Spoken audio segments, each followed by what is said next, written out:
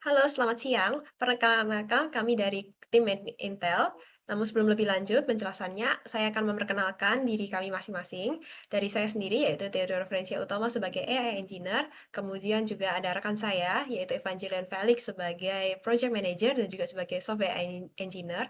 Dan juga rekan saya yang satunya lagi, yaitu Wahyu Ajitomo sebagai AI Engineer.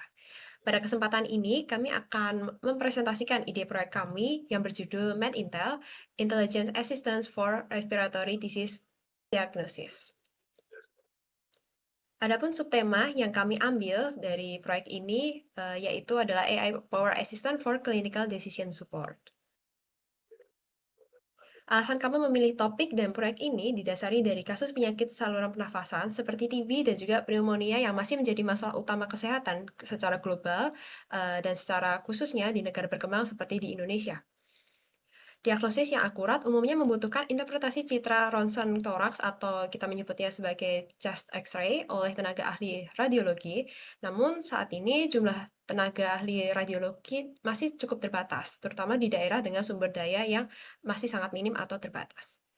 Di sisi lain, TB dan juga pneumonia itu masih memiliki ciri radiografis yang cukup mirip, sehingga cukup sering terjadi misklasifikasi di antara dua penyakit tersebut, antara mungkin TB didiagnosis sebagai pneumonia atau pneumonia didiagnosis sebagai TB, atau mungkin penyakit lainnya. Sehingga tantangan ini dapat menyebabkan keterlambatan atau kesalahan penanganan pada penderita.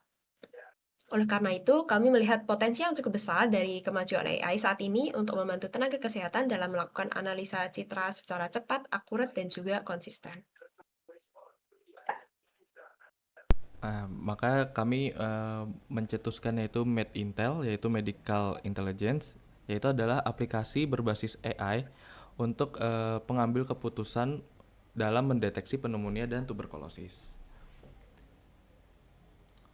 Kemudian bagaimana MedIntel ini dibuat, yaitu kami menggunakan berbagai macam algoritma untuk memodeling itu, kemudian mengambil performa yang paling bagus berdasarkan akurasi dan performa metriknya.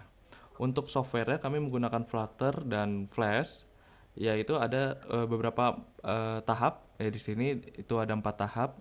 Tahap pertama yaitu pengambilan dataset untuk melatih modelnya. Kemudian yang kedua, membangun model dari dataset yang sebelumnya telah diambil atau telah didapatkan. Kemudian yang ketiga, mendeploy model tersebut ke dalam software yang akan nanti deploy.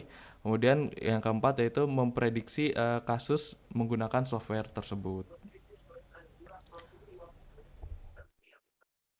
Kemudian untuk selanjutnya, untuk prototype atau mockup dari aplikasi nanti, pada bagian kanan atas tersebut adalah bagian welcoming screen untuk prototipenya. Kemudian setelah masuk ke welcoming screen, kemudian pengguna akan diperlihatkan bagian utama dari aplikasi, yaitu pendeteksian. Jadi di sini nanti pengguna akan mengunggah citra X-ray bisa melalui galeri atau bisa melalui kamera.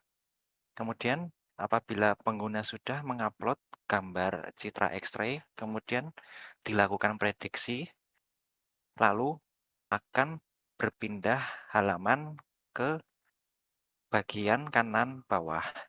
Nah, pada hasil analisis tersebut akan muncul gambar dari citra X-ray, kemudian muncul juga hasil prediksi dari citra X-ray yang telah diunggah oleh pengguna.